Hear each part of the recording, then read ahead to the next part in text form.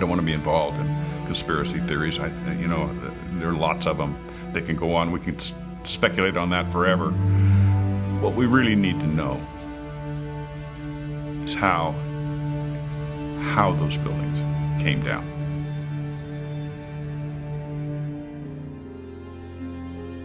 My husband Steve was 48 years old when he was killed on September 11th, 2001. He was in the North Tower on the 104th floor. There are so many unanswered questions, and that's scary to me. We never had answers. Nobody ever stopped to have a scientific investigation. A scientific investigation. A scientific investigation. Tribute lights in the New York skyline. An annual memorial to the lives lost on 9/11. Yet there's still more light that needs to shine, revealing truths that their family members deserve to know. September 11th, 2001, a day that changed history. 4 planes went silent and off course. 2 of those planes crashed into the World Trade Center Twin Towers. Several columns were severed, and the jet fuel ignited fires that spread over several floors. About an hour later, millions watched in shock as both towers were suddenly and rapidly destroyed, killing almost 3,000 people, for whom truth and justice may have yet to be served. Hi, I'm Richard Gage, AIA. Licensed architect of over 20 years and member of the American Institute of Architects. I'm founder of Architects and Engineers for 9/11 Truth, a non-profit organization of well over 1,000 technical and building professionals. According to official government reports, the fires weakened the structural steel framing of both twin towers, leading to sudden, progressive, and total collapses. Unknown to most people, a third steel frame high-rise, World Trade Center 7, was also destroyed. Critical questions have been raised by more than 1,500 architects and engineers about the official explanations for the destruction of all 3 of these buildings. Along with more than 10,000 other concerned individuals, these professionals, collectively comprising more than 25,000 years of experience, have signed our petition. They're calling for a new investigation into the destruction of these 3 World Trade Center high-rises. This call is based on evidence that reveals a very different destruction scenario than reported by government engineers. As coherent sets of scientific facts are brought into focus by the experts, the data, and the witnesses in this film, you'll come to a much greater understanding of the events of 9/11 and will be in a position to draw your own informed conclusions.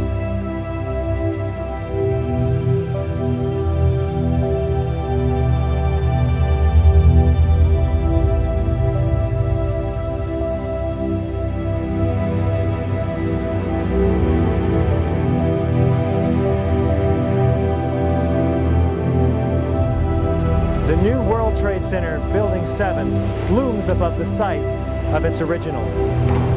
Building 7 was a 47-story high-rise, not hit by an airplane. Yet, it was the 3rd modern steel frame skyscraper to collapse rapidly and symmetrically on 9/11. It was a football field away from the North Tower and sustained minor damage from falling debris. Building 7's precipitous collapse was blamed on normal office fires. I'm Steve Barish, founder and president of Barish Architects and Associates, Inc., a 33-year-old architecture, planning, and engineering firm. One of the things that really interested me is how quickly the Tower 7 fell. It fell within 7 seconds approximately from top to bottom. This building was built in the mid-'80s and met all the codes at the time. From about 1965 until about 1985, most of my experience has been in high-rise, multi-story steel buildings. NIST would have us to believe that these were was a typical office fire, scattered office fires, if you will, that brought this building down. Since the mid-60s, I've tried to follow high-rise fires because they're something we worry a lot about as we design these buildings. And I'm not aware of any high-rise building that have come down as a result of fires. The coup de grace for me was when I found out that Building 7 had collapsed later that day. And when I saw Building 7 come down, to me, the fact that it looks like a perfect controlled demolition of an intact building.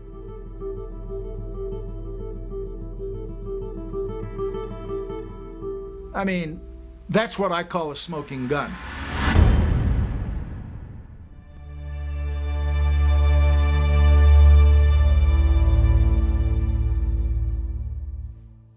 Was the structural steel from World Trade Center 7 preserved, documented, analyzed according to standard procedures for investigating engineering failures? 400 truckloads per day of material were taken away from the World Trade Center site and sent to China for recycling. There were laws violated in the destruction of that evidence. And for the American Society of Civil Engineers to ignore those events is extremely disturbing and is a violation, in my opinion, of their professional code of ethics. It was contrary to the way all investigations are done. If an airplane crashes, they seal off the entire area, nobody touches anything, they move it to a secure location, and they reconstruct an aircraft. Normally, when you have a structural failure, you carefully go through the debris field, looking at each item, photographing every beam as it collapsed and every column where it is in the ground, and you pick them up very carefully and you look at each element. We were unable to do that in the case of Tower 7. You can't do science when you are deprived of the evidence and when your hypothesis is the least valid instead of the most likely. When the most likely hypothesis in the case of Building 7 wasn't even mentioned. This is not science. It's trying to prove preconceived ideas.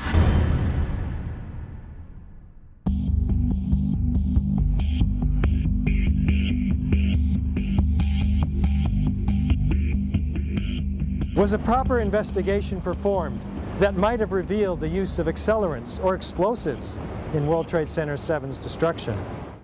NIST concedes that they found no evidence for explosives. So then we asked them, well, did you look?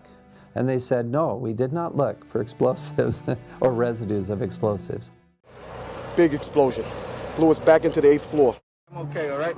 Here, hold on. You want to call your mother or something? Just the fact that there were explosions means they need to be investigated. Keep your eye on that building, it'll be coming down. The building is about to blow up. Moving back. We are walking back. There's a building about to blow up. We don't have the real story on what happened because there wasn't a proper investigation done.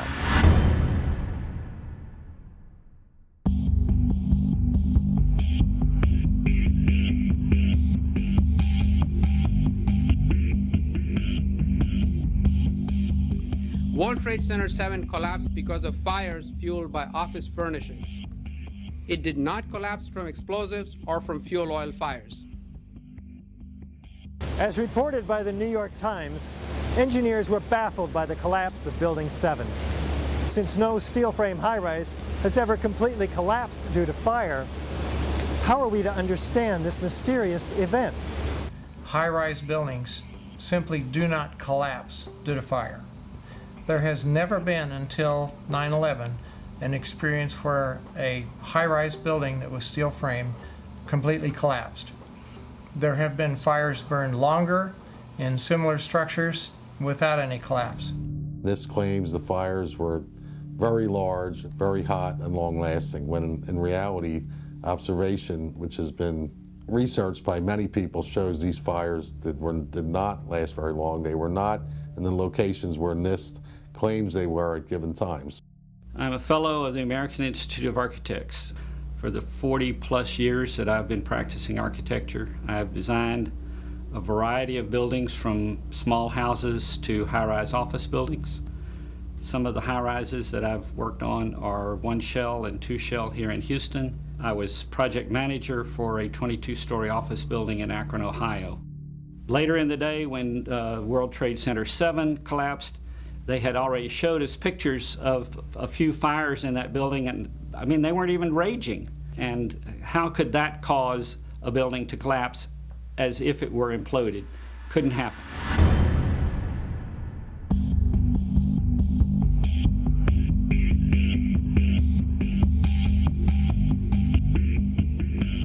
According to lead investigator Shyam Sunder of the National Institute for Standards and Technology, NIST, World Trade Center 7 collapsed at freefall acceleration for more than 100 feet of its fall.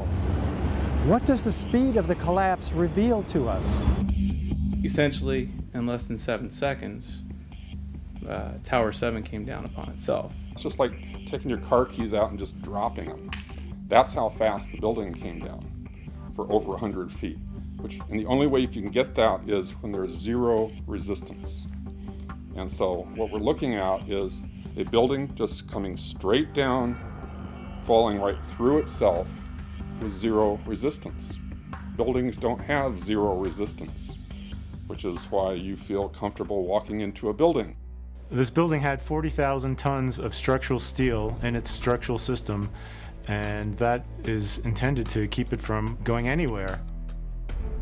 NIST is telling us that the building below it ceased to exist for the first few seconds of the collapse of the building. Well, things in physics just don't cease to exist and cease to resist the forces that are on them.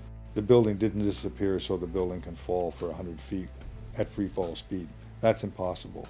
That's a violation of the fundamental law of physics that says that for every action there's an equal and opposite reaction. If floors fall, they tend to fall and are braced by the floor directly beneath it, and there's some delay there. Because of redundancy, because of all the other columns in the building that were not affected. Even if a floor were to collapse, it still wouldn't be able to collapse all of the connections simultaneously at the rate that it did without secondary explosions.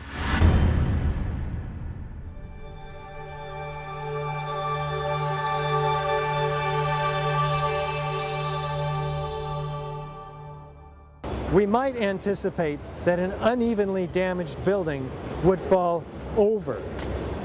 Yet, videos of the collapse of Building 7 show a fairly symmetrical fall.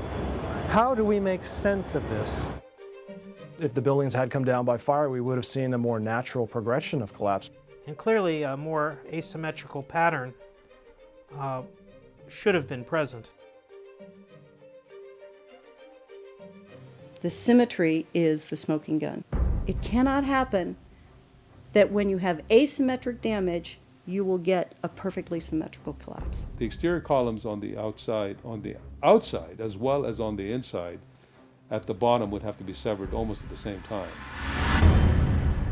I worked for Controlled Demolition Incorporated, CDI, the top-rated explosives demolition firm in the world. What I saw, it was a classic implosion. The center of the core, the penthouse area, starts to move first, and then the building follows along with it. That's another indicator that this NIST report is very suspect. When it's all finished, the outside walls are piled one on top of the other right in the middle of the building. Just like a house of cards if it were coming down. According to NIST, the failure occurred at column 79 on level 12.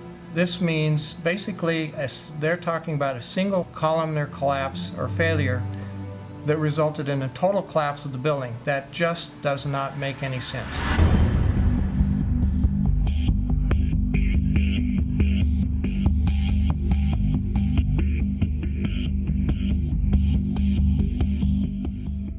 The explanations from FEMA and from NIST don't add up. But there is enormous circumstantial evidence, circumstantial and actually physical evidence as well, that would lead us to a different conclusion. And the conclusion is controlled demolition. Dit is controlled demolition. Zeker weten. Zeker weten. Er is nagesprongen. Dit is in opdracht gebeurd. Dit heeft een team gedaan van experts. Building 7 to me is really what gives it away, because that's a classic case of controlled demolition.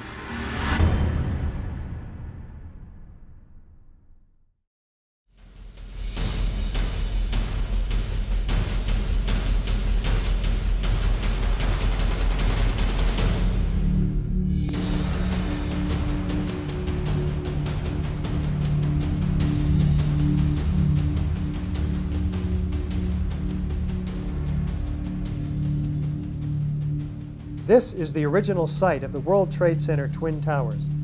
Construction is now underway where dramatic new facilities are being erected. Just 10 years ago, the planes hit the towers, cutting through some exterior and interior supporting structural steel columns. The fuel from the planes ignited office fires across several floors. According to the official reports, the structural steel frame was weakened and failed, causing a total progressive collapse of each tower. Does the official explanation make sense? Was there a comprehensive investigation that examined all of the evidence? I walked into the office and the first words that I heard was, "A plane's just run into the World Trade Center." And my initial thought was, well, that's okay. It's built to withstand a 707. It did not seem possible that these towers that were designed to withstand the impact of a 707 could possibly collapse in such a short order of time from the time that they were hit. The majority of the jet fuel was burnt up instantly in the big fireball, and it was gone. The fires that were left were office furnishings and carpet and things like that. A lot of things in these kind of buildings have to be fire resistant by nature. It's required by code. So there really isn't a whole lot of fuel in there to begin with. The media portrayed these fires as being extremely hot, but the fires were not that hot in World Trade Center 1 and 2. If you look at the NIST zone data, you could see this. And to use our own powers of observation, you could tell by seeing these fires and seeing black smoke come out the windows. That means that the fires were oxygen starved, and it was incomplete combustion. And so it was a low temperature fire. The heat from the fire supposedly softened the steel and thereby brought the buildings down. If you have a flame at 750 degrees, you can hold that flame under a steel beam forever, and you'll never reach a high enough temperature to bend steel, let alone melt it. So immediately I knew at that point that the official explanation was dead wrong.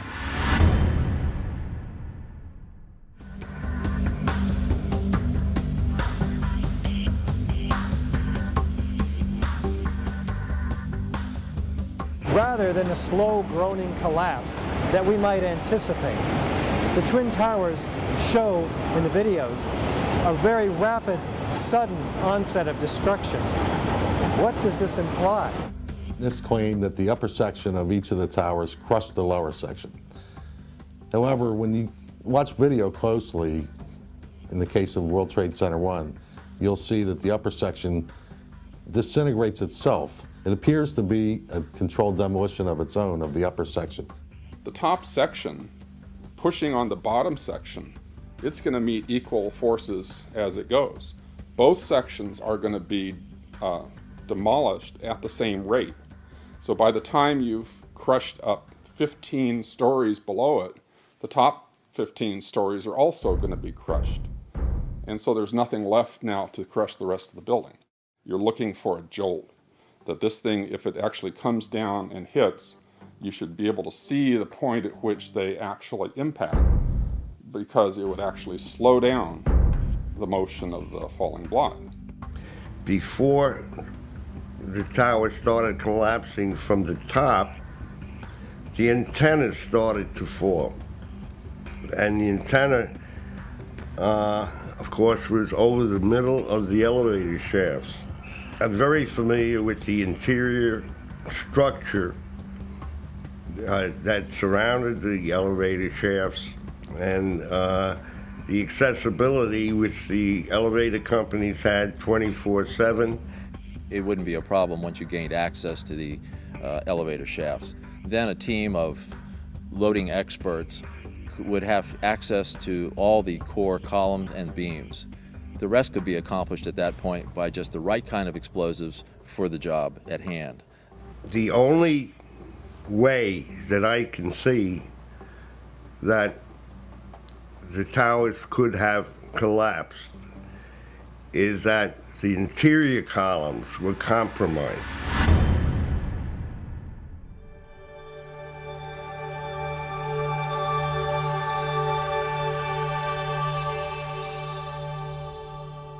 Over 100 first responders reported sounds of explosions and flashes of light at the onset of destruction of both towers. These were not discussed in the NIST report. What did these eyewitnesses actually see and hear? As we were getting our gear on and making our way to the stairway, there was a heavy-duty explosion inside the lobby. We stuck on the stairs for a while. We finally got down to the lobby. Then we get to the lobby, it was this big explosion. There were numerous secondary explosions taking place in that building. There were continuous explosions. Floor by floor instead of popping out. It was if they had detonated. If they were planned to take down a building. Boom, boom, boom, boom, boom, boom, boom, boom. And it just started going pop. It just started going boom, boom, boom, boom, boom. And he goes, how fast? I go like firecrackers. They're reporting exactly what I would expect. You're hearing boom, boom, boom, boom, boom, waves of explosions going off, not one massive big boom. There's so many videos of witnesses from that day that report explosions. There's radio transmissions from the FDNY. We have the transcripts that were recorded, back in 2001 of all these firefighters and first responders reporting explosions. This testimony should have caused the presumption that there was a good chance explosive residue would be found and justified testing for it, rather than the opposite. It doesn't look like a collapse. It's like a huge mushrooming, billowing kind of an event. That whole thing looks nothing like a building falling down.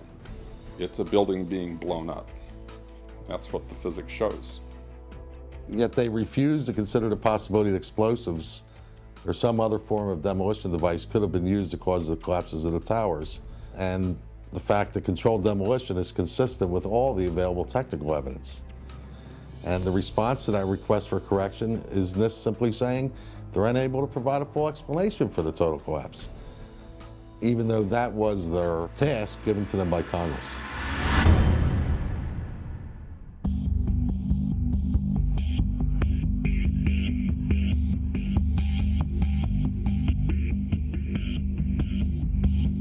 FEMA documents a 1,200-foot diameter debris field around each tower. Videos show multi-ton steel sections of hundreds of individual steel pieces ejecting out of the towers at 60 miles an hour for a distance of 600 feet.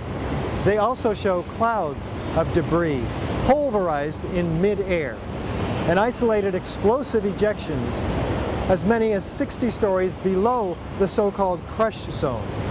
Videos also show the near total destruction of both towers. What does all this tell us about the forces and energies involved in the destruction? Large multi-ton beams were hurled hundreds of yards laterally. Gravity works vertically, not laterally.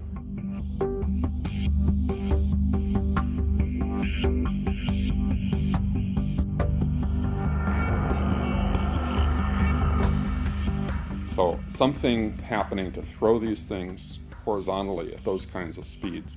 And here it is trailing white smoke the whole time. It really is indicative of some kind of explosion. The individual explosions that I noticed 20 and 30 and 40 stories below the collapsing structure. And naysayers tend to say, well, that's just air being blown out the windows. I mean, it doesn't really work to say it's just air pressure. And I've estimated these are coming out faster than 100 miles an hour. As an architect, I would expect to see larger portions of the building floors, the decking, the steel decking, the concrete topping, much larger remnants of what the structural components of this building was. What happened to the concrete? The concrete was pulverized, and I was down here Tuesday, and it was like you were on a foreign planet. All of Lower Manhattan, not just this site, from river to river, there was dust, powder, 2-3 inches thick.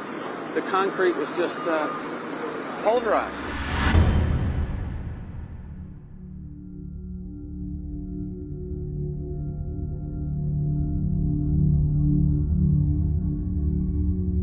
In its report on World Trade Center 7, which came out in May of 2002, FEMA documents in Appendix C steel that has been melted and even partially evaporated, resembling Swiss cheese. What are we to make of this? I'd like to know why NIST excluded the evidence of melting steel. Why is this not included? Why is this forensic evidence not being included in the report?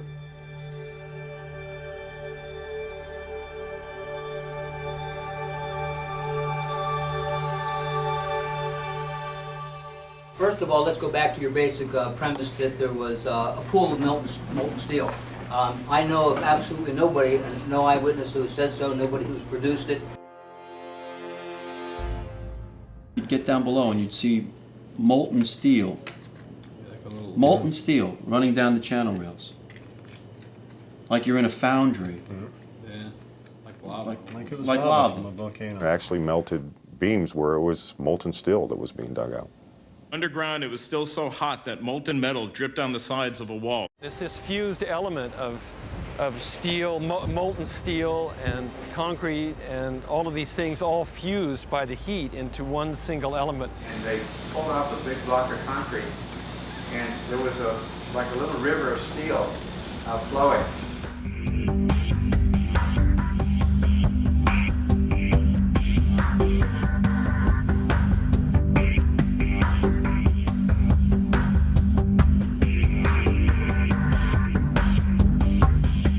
Many witnesses, firemen, and lots of people described the flowing molten metal, iron or steel, at extremely hot temperatures. And John Gross categorically denied their observations, so that because their observations don't fit his preconceived notion, he not only ignored evidence, he denied evidence.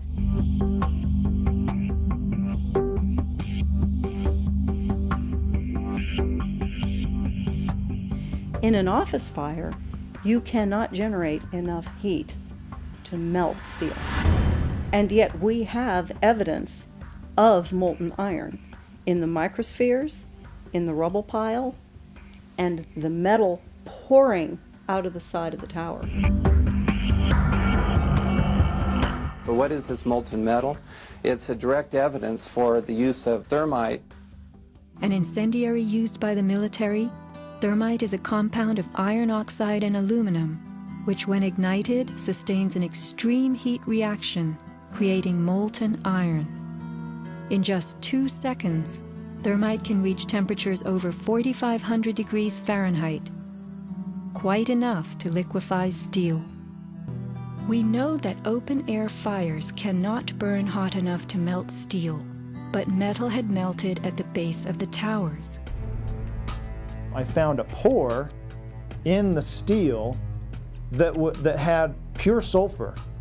There's a government theory that calcium sulfate from gypsum boards was the source of sulfur, and that's wrong.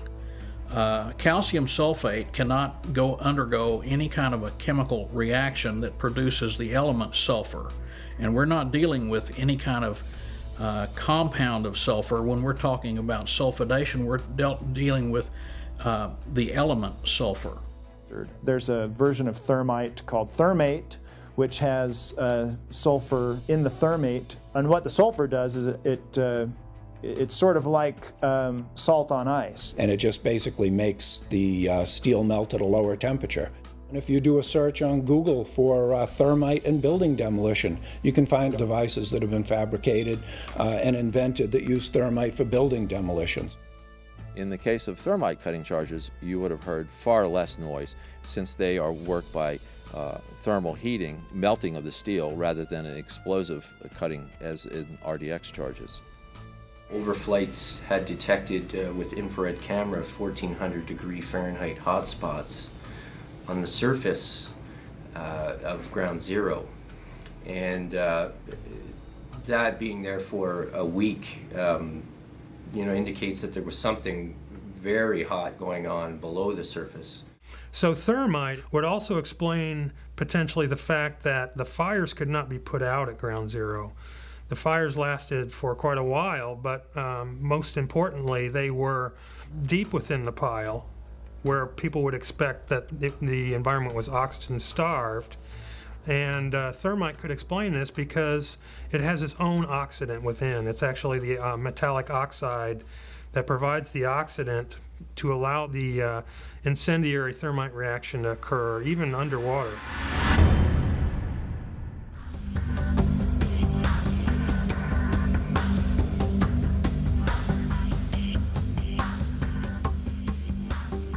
As much as 6% of the World Trade Center dust consisted of tiny, previously molten iron spheres.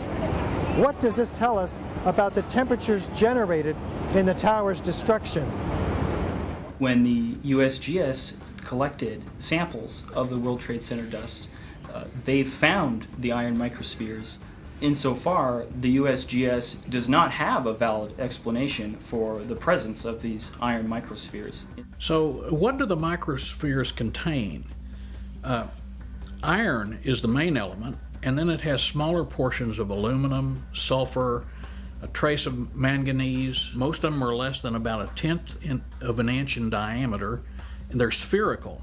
And they're found in all of the dust blown out of the buildings during collapse, no matter where in Manhattan that dust is picked up. You must have had a much hotter heat source for you to get 2,700 degrees Fahrenheit in order to melt the iron to get these molten spheres. Your heat source must be something like a chemical reaction, an exothermic chemical reaction that reacts, in the case of thermite, reacts at 4,500 degrees Fahrenheit. My contention, based on finding thermite residue in the dust, is that it happened before. It didn't happen after in the fires that ensued in the rubble pile afterwards. It's all the characteristics of the microspheres, along with what I see in the attack of the beams that were actually found, tell me that thermite was involved in melting those steel beams.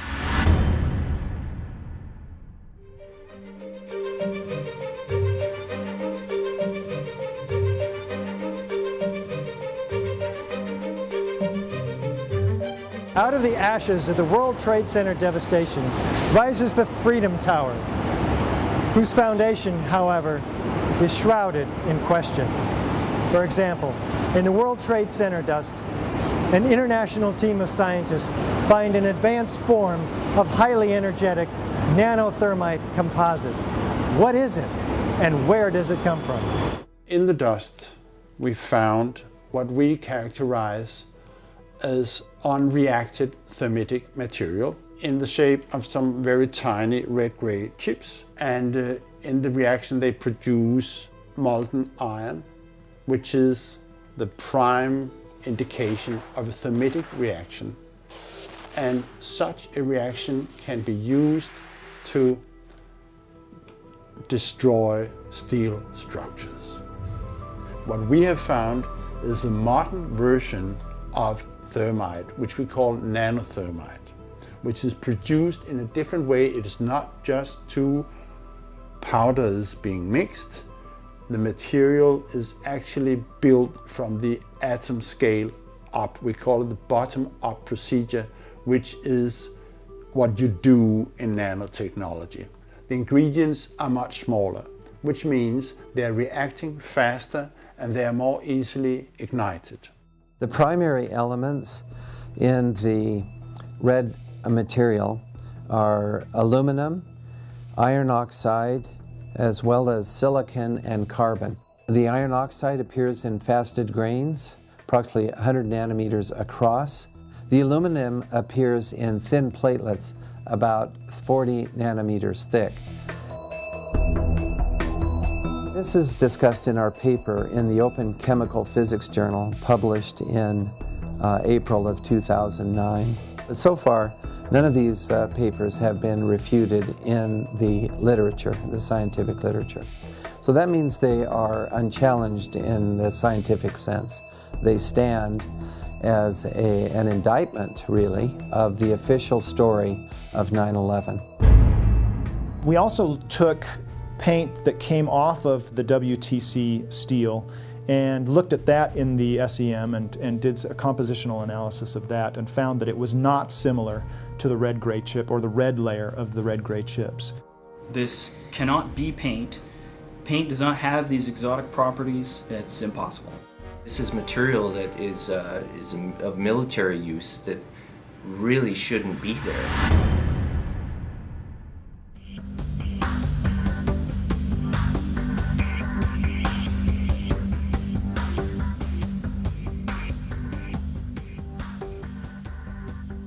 You don't need to be an engineer or an architect to see what happened to those buildings.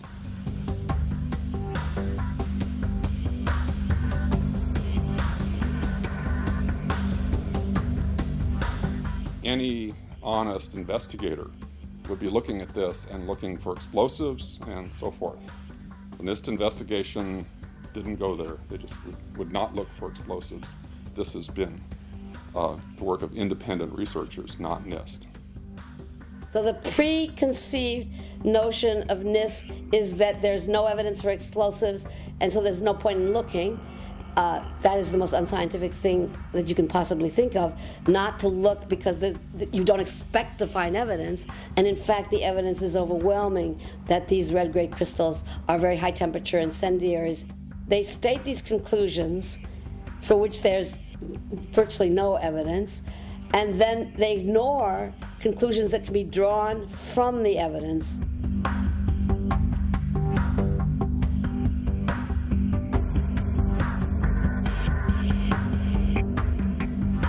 The only way that a building can accelerate as it collapses is by having pre-engineered, precisely timed, and precisely placed explosives. In other words, controlled demolition.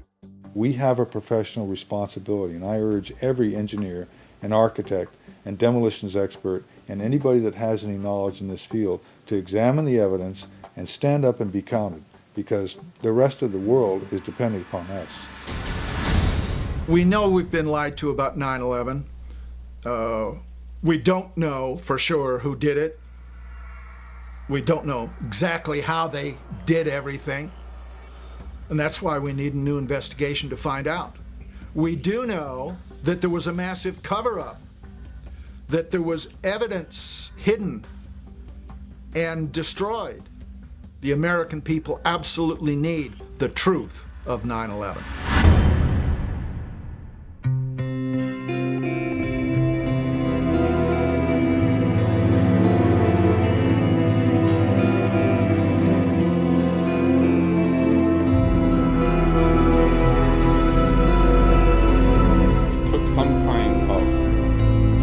Consciousness-raising on my part before I was willing to look at the possibilities. And really, you need to go where the evidence leads.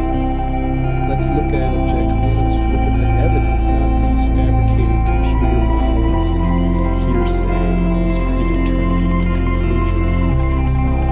Let's really open it up again and investigate this thing properly, and then come to conclusions.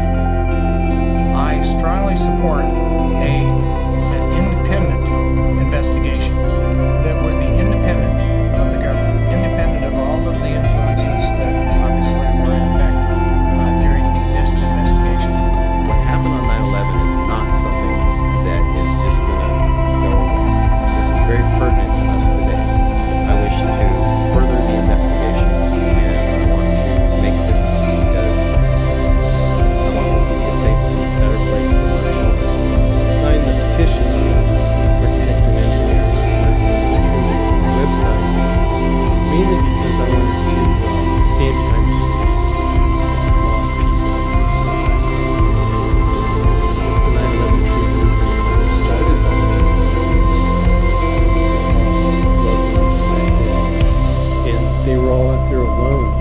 screaming for help, and our own country was ignoring them and ignoring their needs and not taking care of them the way we should have after that happened.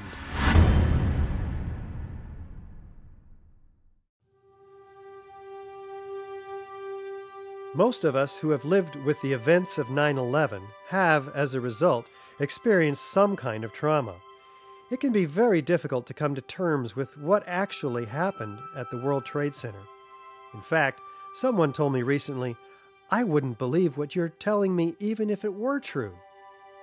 Our petition signers with psychological expertise have stepped forward to offer their insight.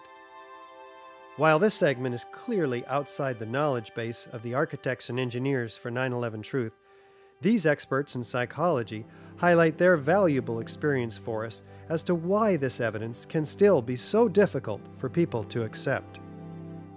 As we know, the horrors of what happened on 9/11 were televised all over the world, and they were televised, in fact, live. We witnessed the deaths of almost 3,000 of our fellow Americans. We know this had a very severe and traumatic impact on a majority of the population. At this point, we have 9 years of hard scientific evidence that disproves the government theory about what happened on September 11th, and yet people continue to be either oblivious to the fact that this information exists or completely resistant to looking at this information. So the question becomes why? Why is it that people have so much trouble hearing this information? From my work, I think we would be remiss not to look at the impact of trauma. Many people respond to these truths in a very deep way. Some have a visceral reaction like they've been punched in the stomach. To begin to accept the possibility that the government was involved is like opening Pandora's box. If you open the lid and peek in a little bit, it's going to challenge some of your fundamental beliefs about the world.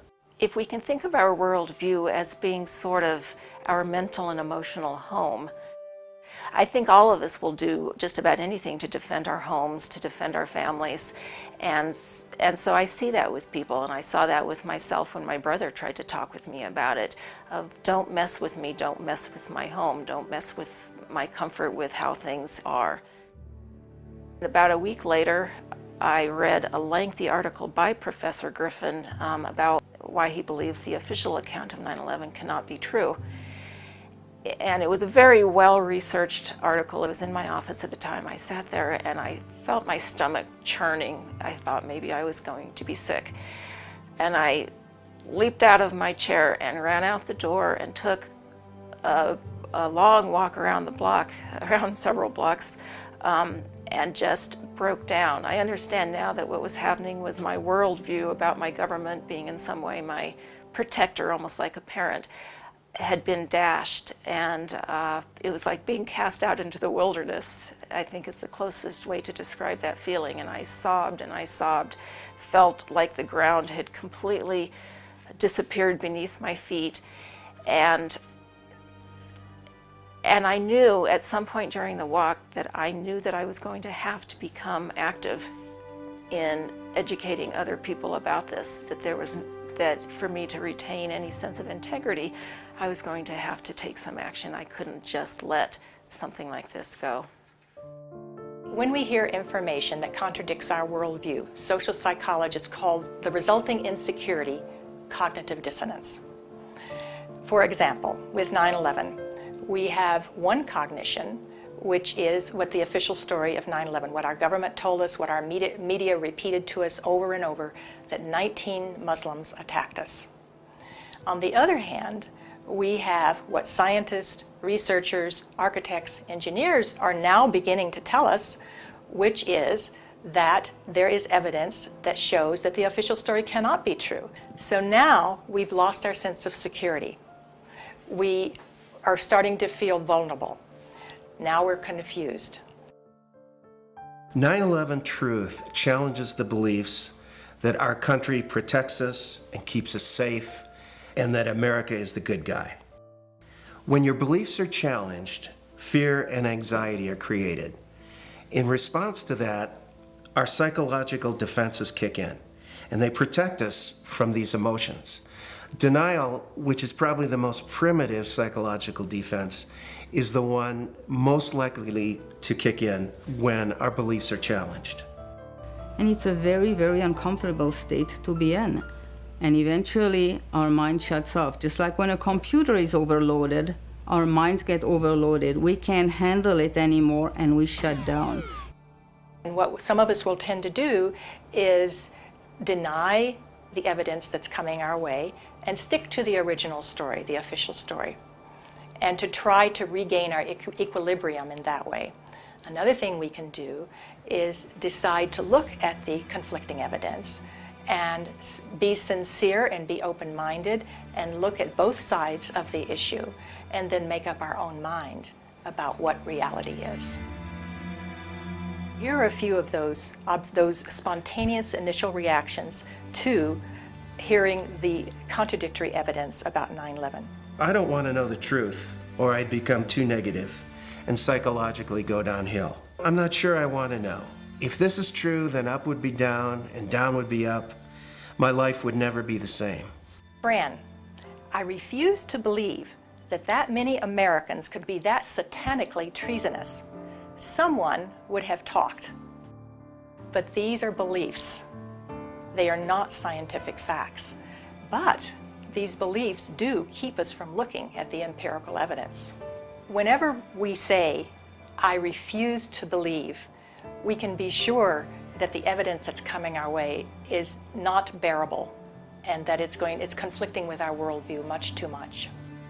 As I thought about all of these responses, I realized that what is common to every one of them is the emotion of fear.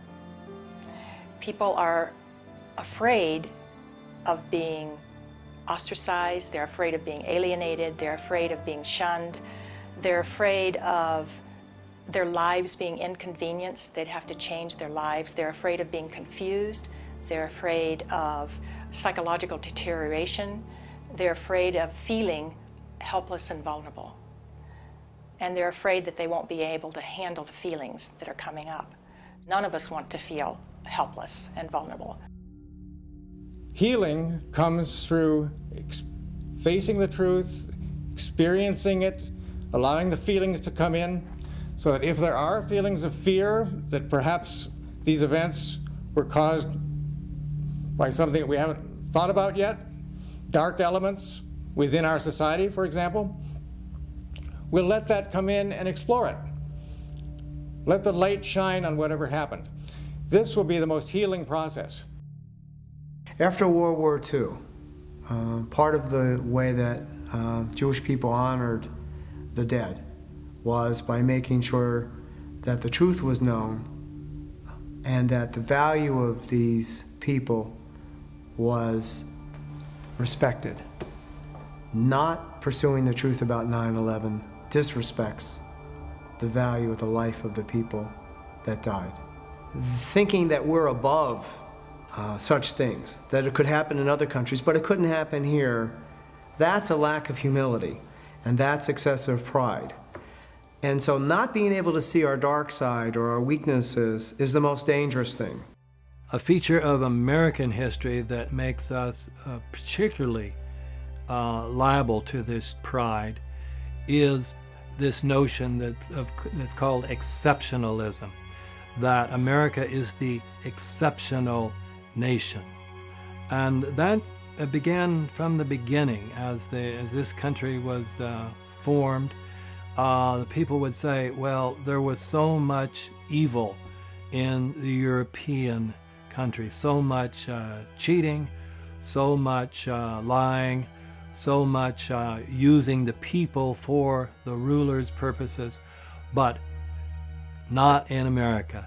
We have leaders that are free from those sins. So I think this has made 9/11 particularly difficult for Americans. So we need to understand that questioning is patriotic. Questioning is what we're supposed to do as citizens. That's our duty. When something like 9/11 happens, we need to be sure that we have a real investigation into who the perpetrators are, and then we need to be sure that those perpetrators are held legally accountable. It's part of the healing process on the individual level as on the collective level. We need the truth in order to heal.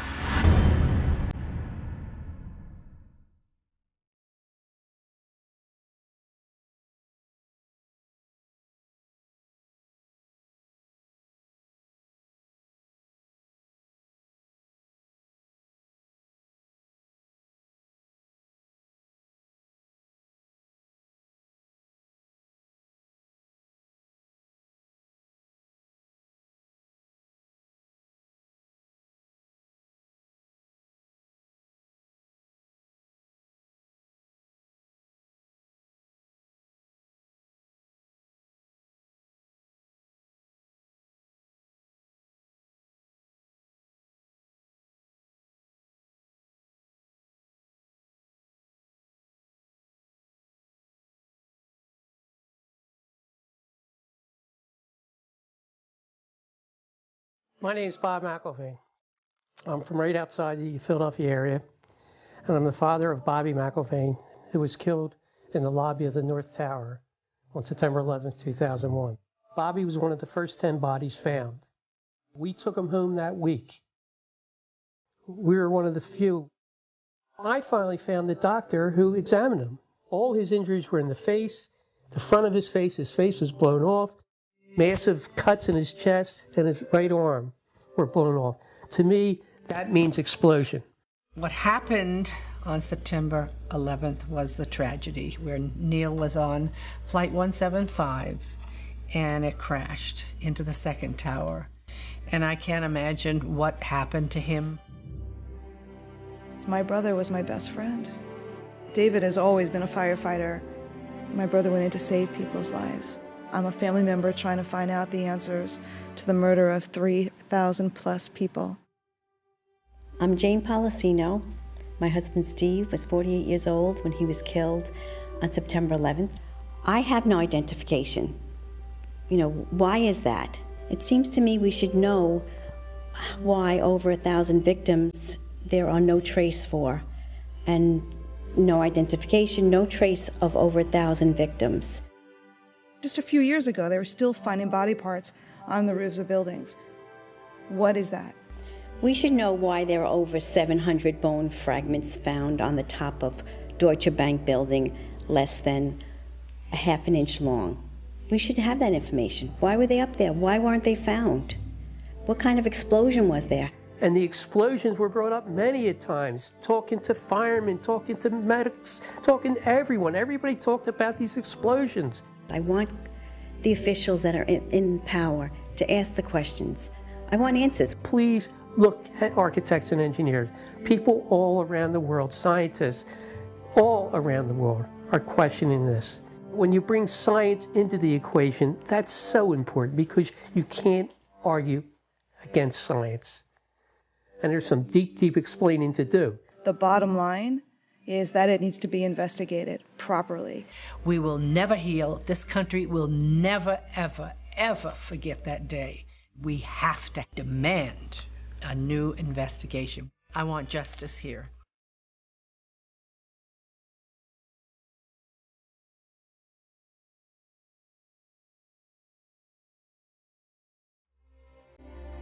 The forensic evidence that you've seen is very real.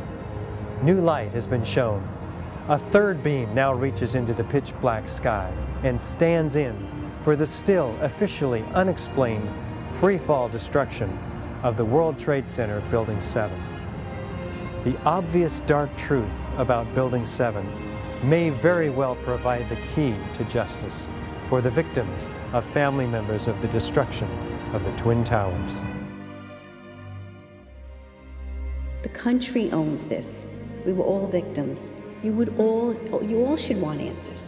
It's not just ours, not just mine. We all lost something that day.